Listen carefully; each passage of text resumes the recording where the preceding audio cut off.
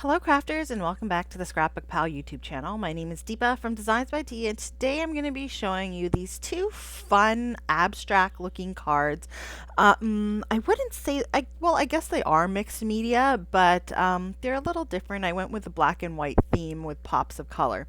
So I'm using products from Spellbinders, and this is a collection by Dina Wakley, and I'm going to be using the Growing Better Press plates. Now you get plates in this along with cutting die. There's a few round striped pieces and dots, and then there's also the leafy portion there, and that has a die that you can use with it. The thing with this set is there is an acetate sheet here, and you can see it better if I put it on white, and it actually gives you a design. So you just kind of have to line up your plates and add color, and you get a beautiful design that you can use. So I don't always use these. I want to use that in today's video. So keep in mind, if you're not sure exactly what to do, there are instructions on the back of the packaging there, but we will go through it in today's video. And then I'm also going to be using the Line Circles embossing folder. So this is just a 2D embossing folder, but it goes really nicely with the rest of the collection. So let's go ahead and get started. I'm going to start off with my black cardstock here. So this is just an A2 size piece of cardstock, and what I'm going to do is get it set up on my Better Press machine here. So I always get this mixed up, sorry if I'm using the wrong terms, but from what I remember, that white and gray piece is called the Chase, and then the clear acrylic sheet there, or panel, is called the Platen. So I'm just going to arrange that that black cardstock panel on the Platen. You can tape it down a little more if you wanted to, because the design we're doing is right in the center of that panel. I'm going to go ahead and take the acetate sheet and tape this down to the Chase. And I'm lining it up with the A2 sized rectangle there. And I like taping it to keep it in place. It does show you to do that on the instructions. Now you can see everything kind of will come together nicely. All I have to do is place down my plates where they belong. And you'll notice that the plates have like a little semicircle at the top, and this lines up with the registration marks exactly. Now, to add color, I'm going to be using VersaFine Clair inks in Very Peri and Hawthorn Rose. So these are the newer colors. I don't know if you know, there's like a whole line that was available in the ScrapbookPal shop, but they also came out with a few more new ones, so those are there. I'll have everything linked in the description down below.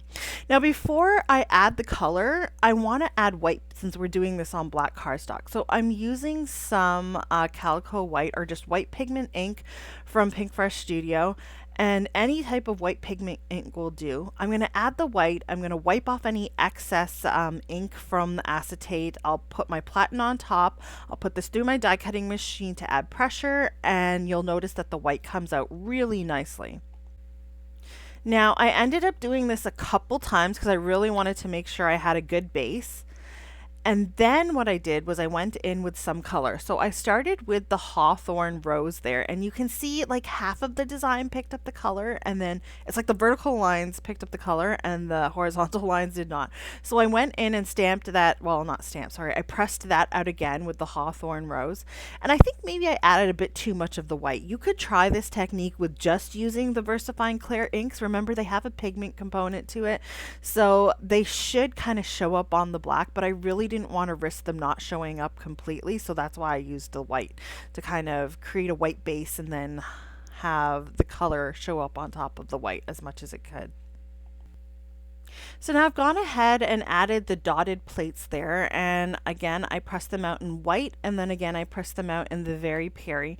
Now, because the Very Peri is like a more of a lighter, like and the darker tones of colors, it didn't really come out as well as the rose, and you see more of the white, but you get the overall idea of the design.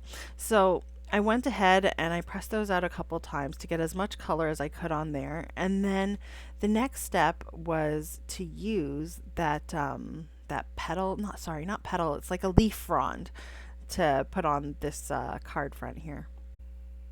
So now you notice that the panel has a lot of texture with those letterpress circles and dots that we have there.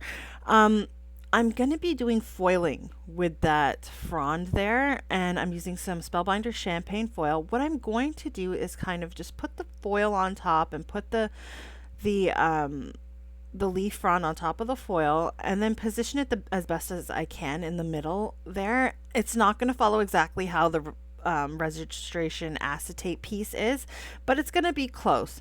And I wasn't sure about how well it would foil because of all the texture. I went ahead and did it, and you can see that it turned out actually really nicely. So in the end, this looks really good, and I think the gold just pops on that black there.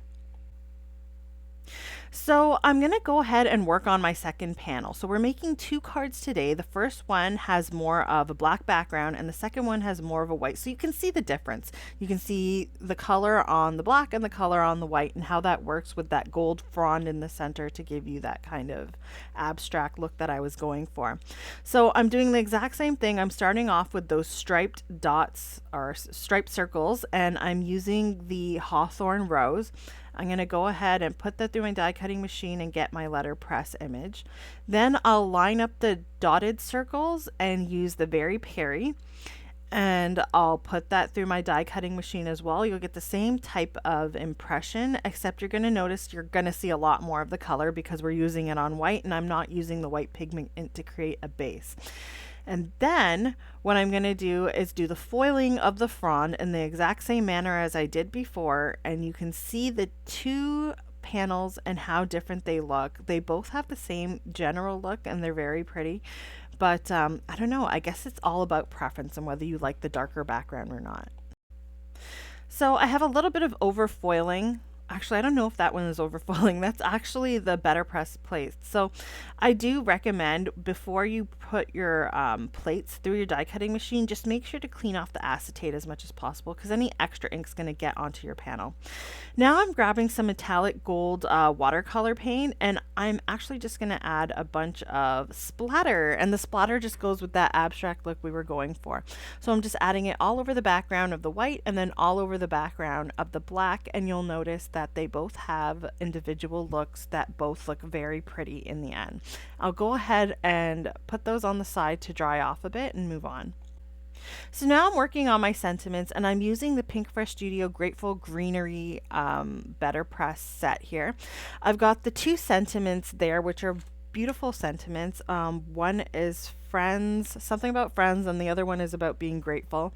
I've got two pieces of cardstock here, and you'll notice they actually match the VersaFine Clair inks there as best as possible. I'm going to go ahead and foil these two plates using that champagne foil again, and then I'll cut them out with the coordinating dies in order to get our sentiments for today.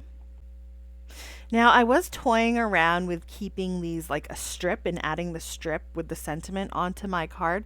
That would probably look good as well, but then I decided to just go ahead and cut these out with the coordinating dies because I just felt that I could add a little bit of something behind that to make it look really nice. It depends how you want your card to look in the end, so you could try out the strips if you wanted to. So now you're probably wondering what happened to that embossing folder, and now I'm going to use it. So the first thing I want to do is kind of put my black panel on a white panel and have it kind of off center in a funky manner. So I've kind of turned it a bit to the left on a diagonal. I'm attaching it with just some removable adhesive at this point because I don't know if I'm going to have to kind of put this through my die cutting machine with the embossing folder once and then do each panel separately. Because this is a 2D folder, I don't know how well it's going to work.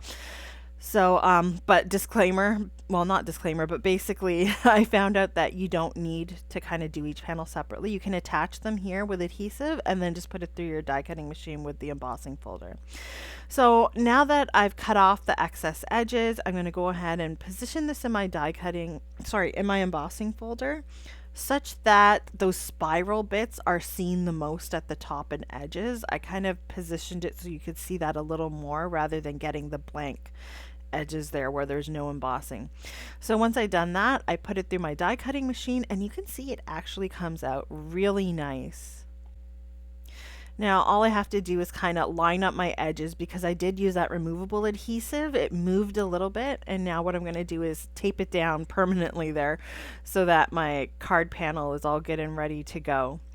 Now keep in mind you're going to be embossing on your foiling. If you don't want that look, you could always foil on a different piece of cardstock and then cut it out using the coordinating die, and then you could put that on top if you don't want it to have the circular embossed pattern.